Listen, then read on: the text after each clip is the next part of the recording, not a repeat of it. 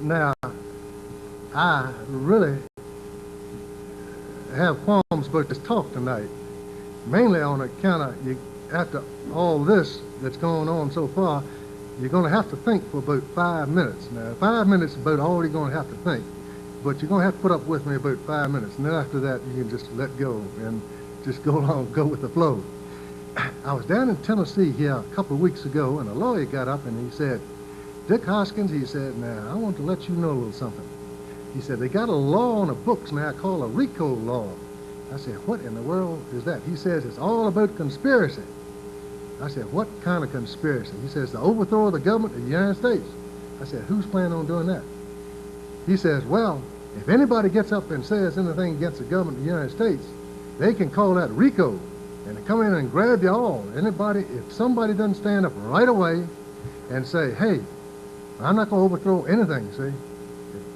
They can come in and pick up everybody and cart you off to prison, everybody in that room, for a conspiracy to overthrow the government. Now, I want to go on record right now saying, I think that President up there, Bush, is doing a fine job.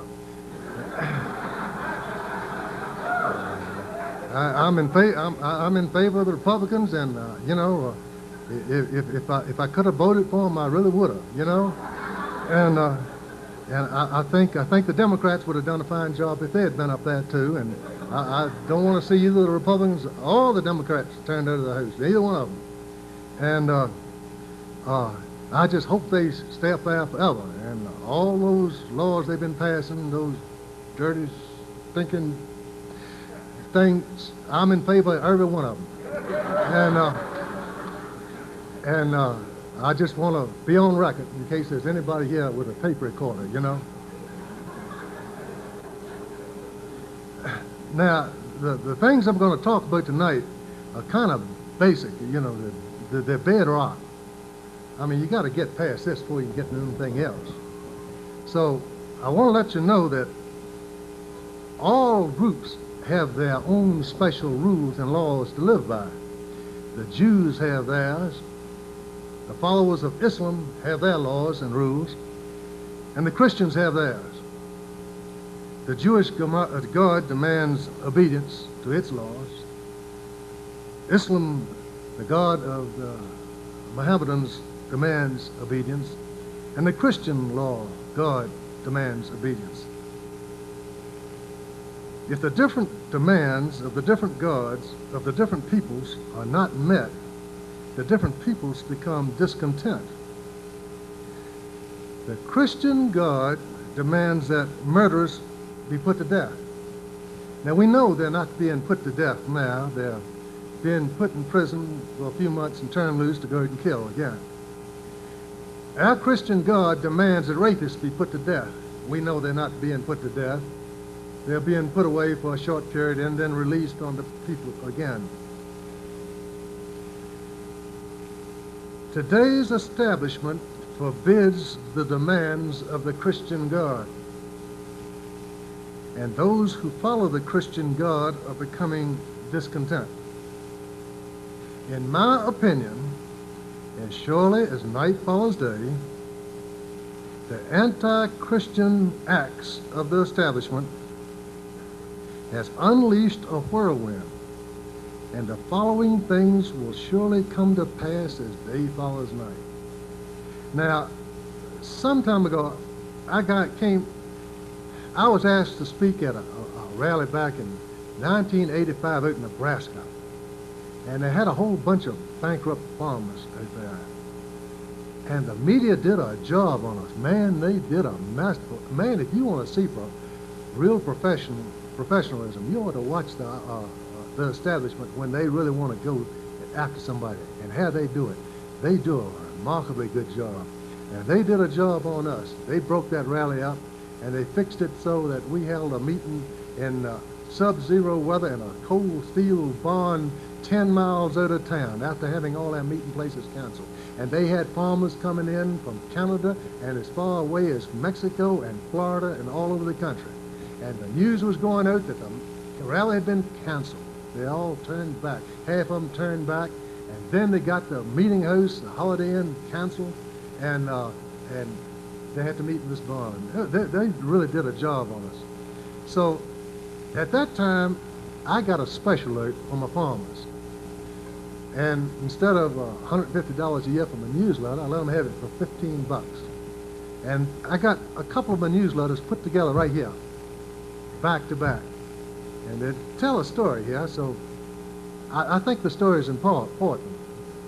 Anybody here wants to subscribe to that newsletter for 15 bucks, they're welcome to do it. I've saved it for my real special friends. This first one has to do with a doctor friend of mine. He came up to me and he said, "Dick," he said, "how come you writers got to make things so doggone complicated?"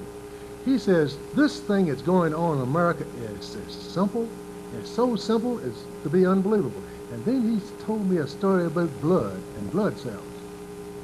And man, it rang a real bell. So I got to my typewriter as soon as I possibly could, and I started writing. And this is my newsletter. A doctor who lives nearby read my newsletter and commented, "You make the simple so complicated. Life is simple. Business is simple. The following is one doctor's concept applied to conditions today as best as I can remember his conversation and analogies." I found it interesting. Western society is almost an exact enlarged copy of an individual's body. The brain is the government, the nerves, communications, the stomach, manufacturing. The liver purifies the blood. These organs are natural components of every body. Each has its function.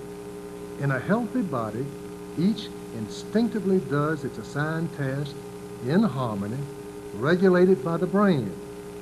The blood cells are the workers. They are red and white blood cells. The red cells work and the white cells defend by fighting germs and alien substances. For every 740 red blood cells, there is one single white blood cell. Every healthy, well-ordered body is always under attack from germs, viruses, organic and inorganic substances. Entry may be gained quietly through all the natural openings, usually through the mouth along with what we eat. Alien immigration can cause a stomachache. Alien entry can also be made by piercing the skin. Everything from a mosquito bite to a bullet, which corresponds to invasions by armies, all the way to the quiet individual wetback wading the Rio Grande. Either can cause infections. Attacks from without are often painful. The body notices a Pearl Harbor. Even an Indian attack is noticed. The first corresponds to a wound from a .357 Magnum, the last to a mere splinter. The splinter may become painful. When removed, the alien portion that remains is surrounded by white cells that attack. The resulting pus is the dead white blood cells that perish in the conflict. The combat around the splinter causes the battle area to become warm. The pain and the warmness of the wound signal conflict with an alien presence in the body, which corresponds at last by producing more white blood cells. White cells are unique. They attack the alien presence on sight and willingly die in the process. It's the reason they were created. Every different body has these white cells, these white blood cells. They are called Shiites in Islam, kamikazes in Japan, and Phineas priests in the West. Abortion and tax protesters are recent examples. An infection may grow to become an abscess. It will either expel the alien presence, or the alien presence in the wound will overcome the body's defenses and kill the body. If a toxic wound releases poisonous material into the body, this material is caught up and moved about by the body's bloodstream transportation system. An AIDS-type infection brought in by alien bodies may quickly spread from New York throughout the body and infect healthy blood cells. This may be very serious. This is why white cells are so very contentious and argumentative about the smallest splinter, a splinter that others don't even consider important. An alien presence can cause a tumor or take up residence in an existing tumor. Tumors often grow abnormally as they absorb the body's nutrients meant for others. Brain tumors are often responsible for many abnormal acts. Bodily organs may respond by retaining poisons in prisons instead of eliminating them. They may even direct their release into the body, where they again walk the streets, doing injury to healthy red blood cells. Tumors pressing on the governing brain or normal cells, made toxic by association with invading viruses, can produce nervous disorders. Entering the pituitary gland, they may cause it to release abnormal amounts of monetary adrenaline. The body may respond to the stimulus with sudden feverish activity. A sudden drop in monetary adrenaline may be followed by an epileptic stupor, the so-called stock market boom-bust syndrome. Resulting falls can be very painful. That's when your bankruptcies take place. That's when you lose your farms and your houses. Acts characterized just not abnormal, but actually insane may result. The body may administer Civil War type self-inflicted wounds or assault its nearby fellows in world wars. It may cause the forced mixing of its own blood cells with toxic cells of an invading alien body, thereby causing its own cells to become toxic. It may make abrasions in its own skin, allowing bacteria to swarm in. It may drain off and ship its own needed body resources to benefit hostile alien bodies. In cases of advanced infection, a diseased brain may launch attacks on its own defensive white blood cells and even permit millions of its only newly created red blood cells needed for future work and survival of the body to be killed in laboratoriums.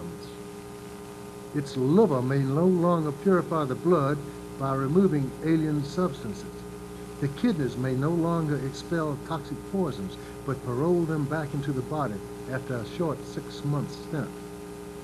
In terminal cases, bone cancer infections may spread to the bone marrow, where production of blood cells take place, stopping their production altogether.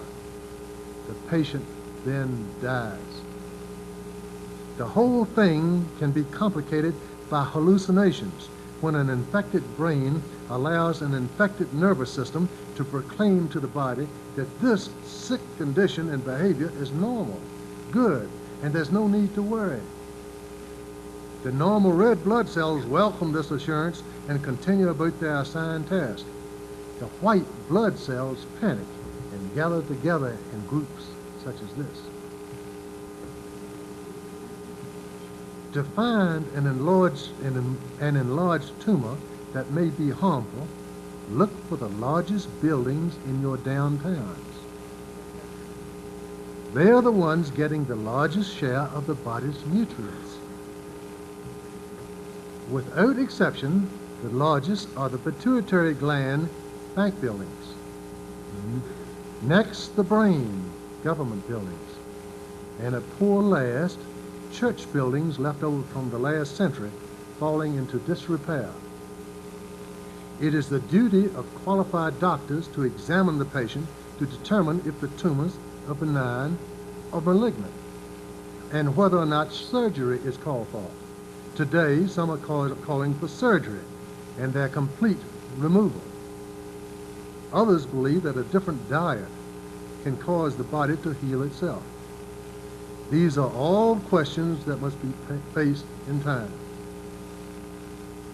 A virus must appear harmless to survive. It may even appear beneficial. If the body's nervous system gives no danger signal, the white cells tend to be inactive. Their numbers may even be reduced by tax courts, abortion lockups, and Fort Smith trials. The resulting low white cell blood count is abnormal.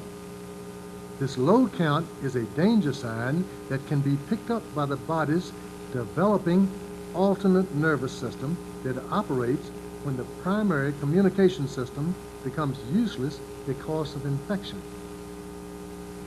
The improvised alternate newsletter nervous system releases the truth, and more white cells are created to gather at laboratoriums to try to ensure the birth of red blood cells. There they undergo beatings, jailings, and fines, as is expected of their kind. The conflict broadens. The temperature rises higher. More white cells are now being created than destroyed. The body is beginning to fight for its life. Things are beginning to happen. The body is beginning to notice all abnormalities not seen before. It notices that the cars speak Japanese.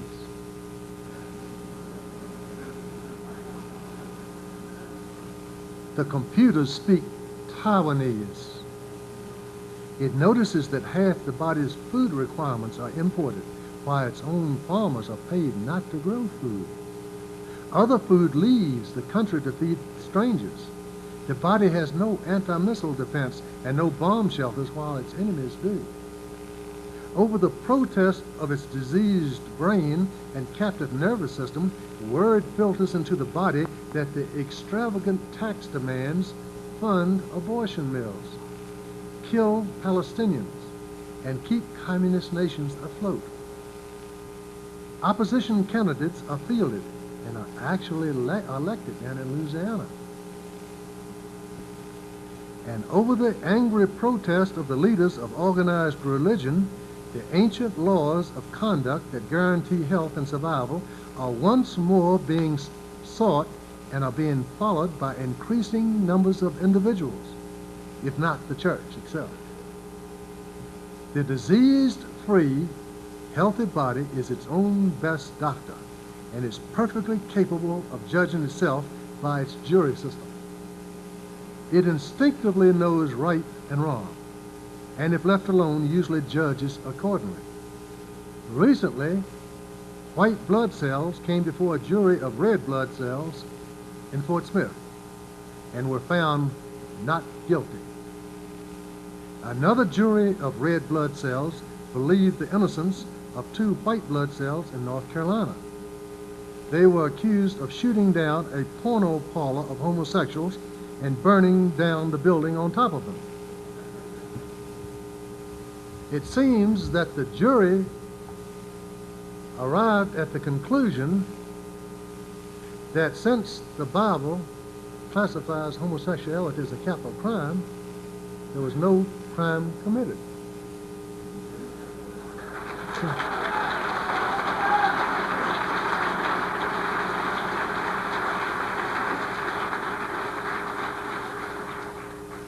The temperature is rising.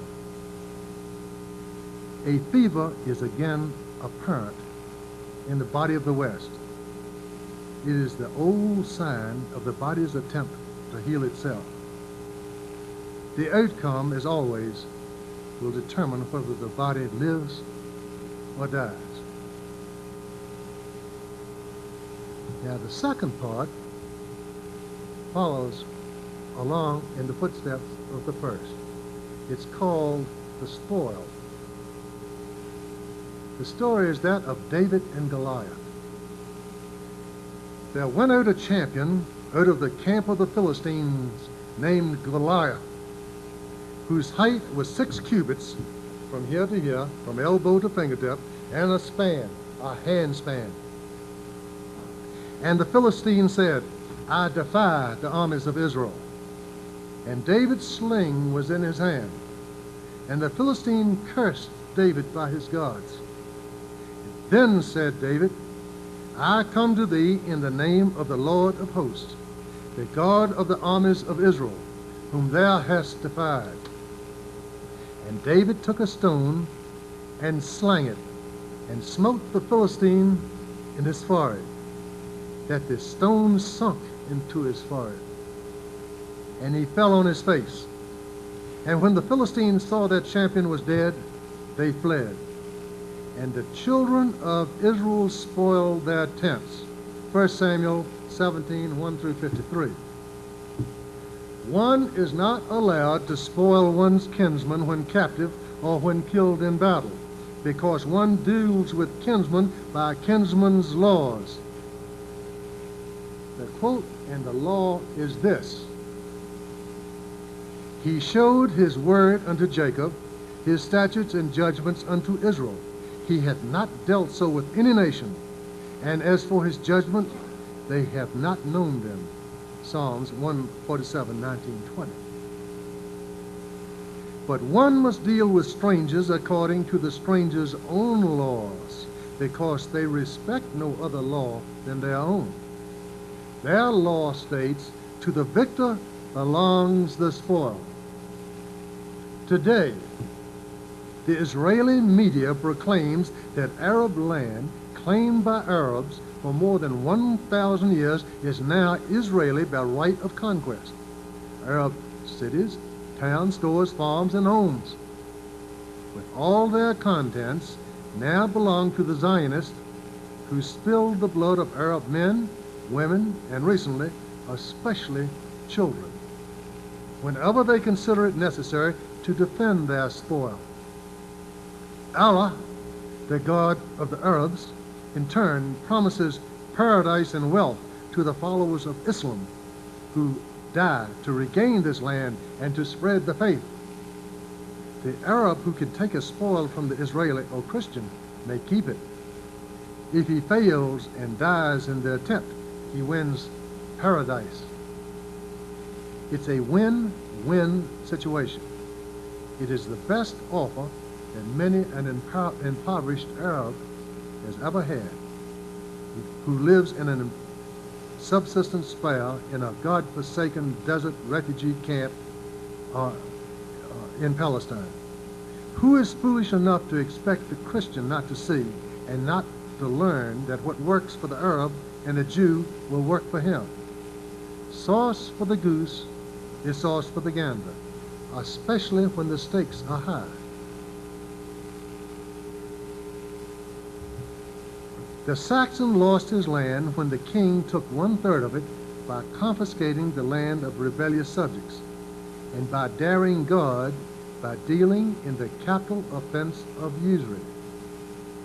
Forbidden by law to lend directly at interest to his own kind, he brought in strangers who were usury bankers to lend money to his own people and bring them into bankruptcy. He took half of what the strangers foreclosed, and the bankers took half. In 102 years, the bankers owned 1/5 of all England. In 1290, the king banished the bankers and took all their foreclosed land for himself. The Saxon warrior became a serf on his own land, which was now owned by a lawless kinsman who was king. The king's chief competitor was the church. The church got 1/3 of the people's land by persuading the people to bequeath their land to the church upon their deaths in exchange for praying their souls out of purgatory.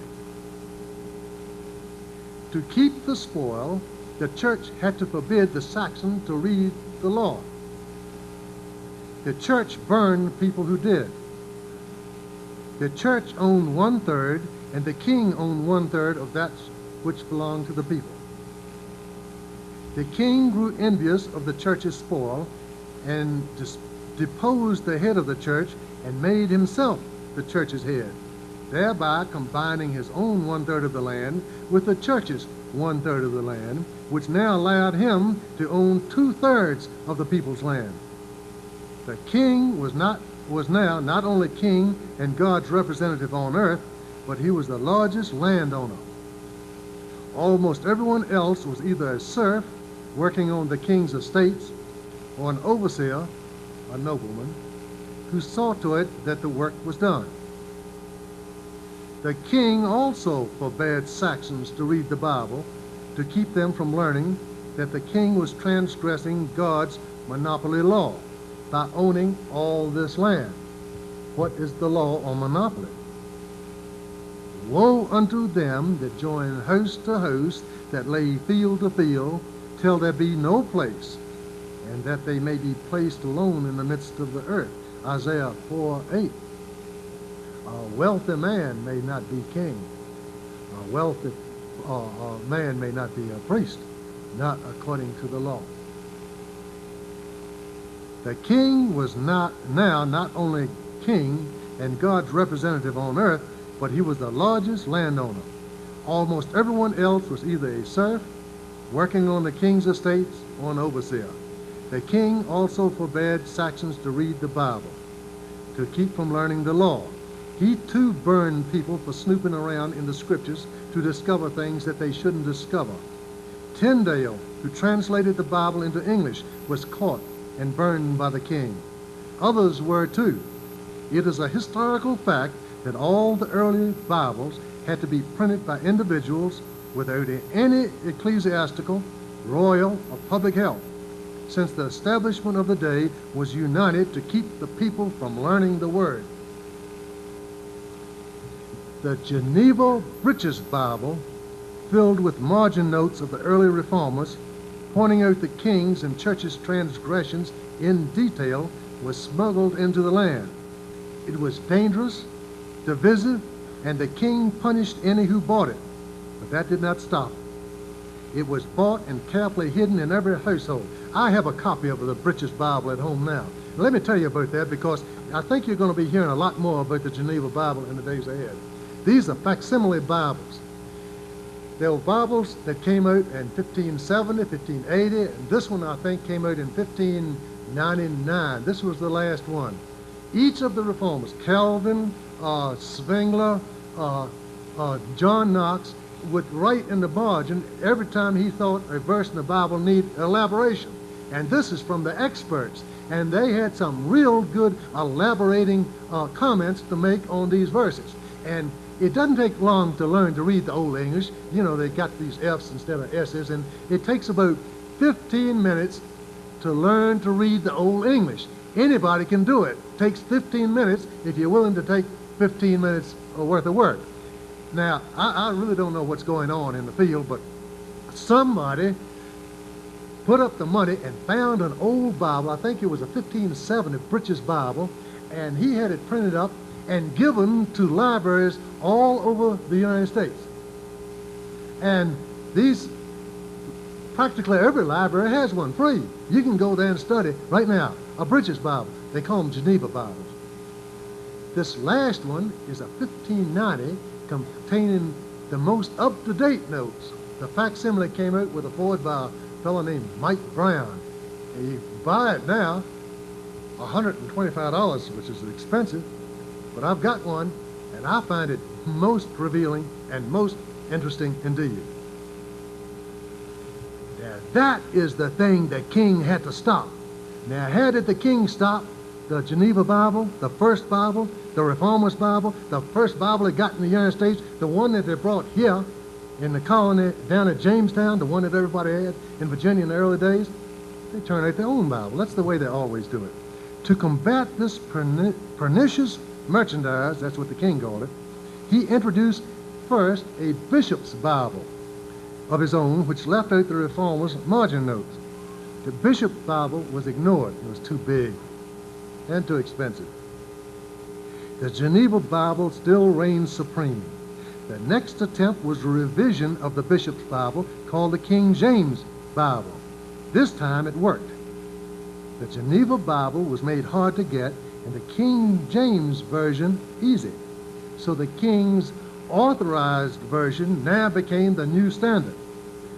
For individuals to own it instead of the Geneva Bible kept the king's equivalent of the FBI and the IRS off of one's back. And it deprived the people of the reformers' notes, which was upsetting to the establishment. It's the Reformers' notes that started the Reformation. People forget the King James Version was introduced to replace the Geneva Bible and to help keep the Saxon from getting excited about his rights and to stay in his place. Reading the Bible at all was the Saxon's first obstacle. Which Bible to read was the next. While the powerful king and his subjects argued, a thief entered by the side door and stole the prize. What prize? What are we talking about? 2/3 of the land of Britain. The great spoil that made the Bible suppression necessary. The king's 2/3 of the land. The king had used and then banished the bankers after first stripping them of the property they had looted by usury banking. The bankers had no love for the king, but they did for his immense wealth.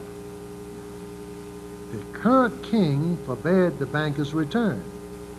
The king didn't need another competitor for his land, so the bankers hired a pretender to the king's throne and hired armies so that he could take the throne. The old king toppled. His overseer nobles and loyal serf yeomen were banished to America, where they could do little harm in the wilderness, and the new bankers' king took over and ruled for his masters. Now the banker had both the king's land and the land of the banished refugees, your granddaddies.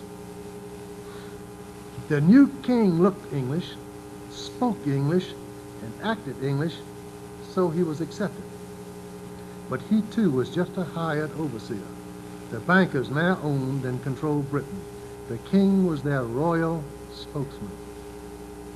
In 1780, 173 years after America's settlement, and 100 years after both the supporters and enemies of the old king had been banished to America, the first usury bank was established in America.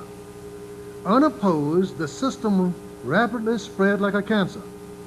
In a short while, the operators took America's land and also control of the media. True information and knowledge is the key to successful democratic rule. Media control controls men's thoughts, and this automatically controls his political apparatus. A great war was promoted to dispossess wholesale landowners' holdouts in the South. Former freemen were moved to town to work for one of the many banker-owned or controlled industries. The farmers and the plantation owners were moved to town and stockpiled to work the bankers' factories. Other establishment wars dispossessed other Saxons and other lands. They too lost their land and moved to town. The landless Saxon was now on the establishment's payroll and must behave if he were to eat. Look, I am Southern. I am a Virginian. If we had won the war between the states and allowed the usury system to continue, it would have made no difference at all. Matters have now progressed as the ancient sagas predicted. All Saxons hold their hats in their hand. Many are in rags. Their foreclosed houses are bundled together and sold in lots by the FHA. A check of the campgrounds this winter will uncover descendants of Saxon sea rovers sleeping in cars with their families. To gain cheap labor and reliable voters, the establishment floods the land with still more strangers. The Saxon who cannot afford to send his children to a safe school or live in a safe neighborhood is still judged rich enough to pay tribute to support these aliens. All the while, the master and his overseers flaunt their wealth on every hand. The Saxon loses his modest home, while great homes and buildings are built with usury money. In Virginia, money barons live on thousands of lush bluegrass acres, while former bankrupted owners till the soil for them, mow the grass, and tend their herds of sheep. To the onlooker, all seems hopeless, but for one thing. The master's greed has overdone it. He has it all. He has the church's land, he has the king's land and the people's land, and still he doesn't have enough. He must grasp every last penny. He now finds he can make greater profit and gather even greater wealth with lower cost by firing Saxon workers and moving the industries that employed him to other lands. They are educated and skilled Saxons who now feel fortunate to find janitorial jobs to support their families. One may meet an electronics engineer with a PhD mopping floors in an airport. There's nothing else for him. Almost. The Saxon sees, if the God of the Jews can approve their invading another's land and keep it in the face of world opinion, if they can shoot down Arab women and children and stoutly maintain that it is their God-given right to do so, if they can go to foreign countries and kidnap those whom they claim to have harmed them, confiscate and execute them, if they can flaunt Christian law in the Christian nations in which they live and trade, if they can order their agents in lands to send them reparations from those nations, and if Allah can tell the Arabs to kill their own people who frightened them, if Allah promises them paradise and spoil for resisting the infidel, does a Christian God promise the Saxon less? How long can one expect it to take before 6 men at a time gather at brass altars with drawn weapons? Cause them that have charge to draw near, even every man with his destroying weapon. 6 men come, and 1 man with a writer's inkhorn at his side. And they went in and stood beside the brazen altar. And to the others he said, Go ye and smite, and began at my sanctuary. And they began at the ancient men, the elders, which were before the house. Ezekiel 9, 1 through 6. Does one actually expect an impoverished Saxon to pass by and look over the iron fence at Goliath living unpunished in his mansion, one who is known to have committed capital crimes against God and who yet lives securely on Saxon land and feasts on Saxon wealth? Unpunished crimes are the thing the word says brings God's curse on all the people of the land, the Saxon included. Will he not believe the word when it says that the removal of the guilty will remove God's curse? Will not the son of Isaac ask why David should pull the plow while David has a sling and a rock? Will not Goliath tell David where the wealth is hidden when he has a sword pressed to his throat?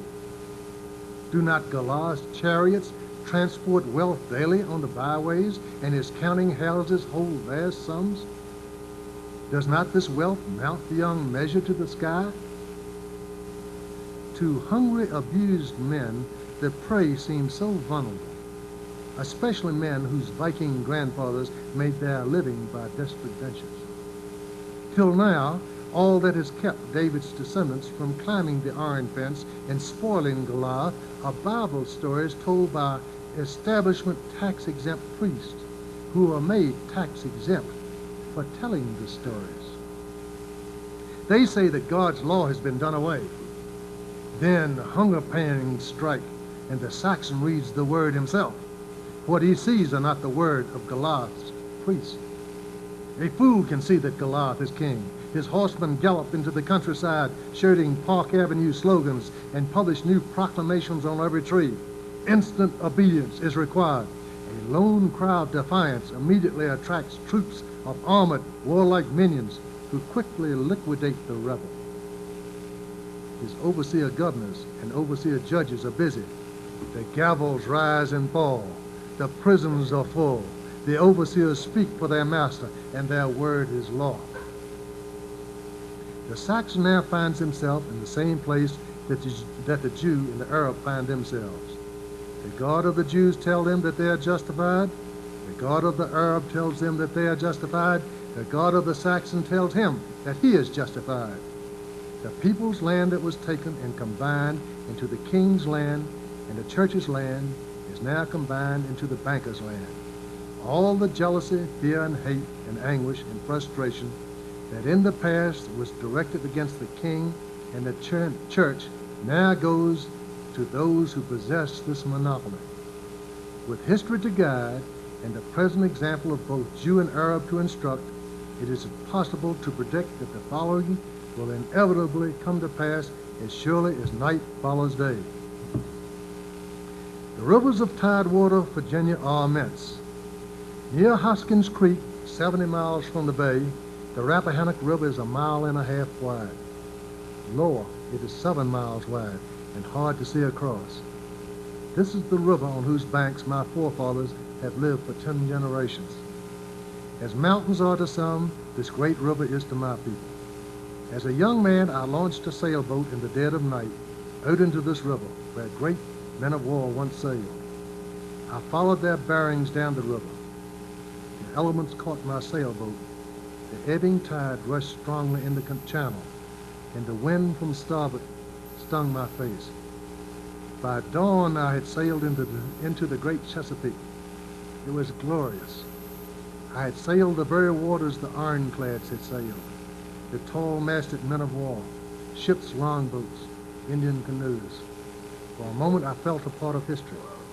In mind's eye, I passed on through the great Hampton Roads with its scores of ships lying at anchor and sailed on into the Atlantic mist. Sometimes, very early in the morning, before the sun rises, the fog hangs low on the ocean. The water is glassy, silent, not a sound, not a ripple. The familiar sound of the buoy bell and gull are gone. The fog envelops everything. All is still. The sailboat had become a grandfather's narrow dragon ship, inching soundlessly through the damp fog. Touching the sand bottom 40 feet from the beach, it quietly ground to a stop. Virginia mornings can be cold when the fog is heavy. One can touch bottom and hardly see the shore. Quietly, so as not to make a sound, a leg reaches over the gunwale and sinks into the cold water. The water sends an electric shock through the body. The other leg follows, and both sink into the cold black water. It comes to the thighs and then to the belt. Standing on tiptoes on the sandy bottom to keep the cold water from rising higher only delays the inevitable.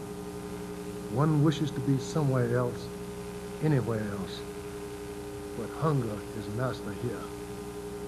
Reaching back into the boat, the helmet is wet and cold and heavy. The great round shield from the side of the boat is next. It too is cold and wet with condensation.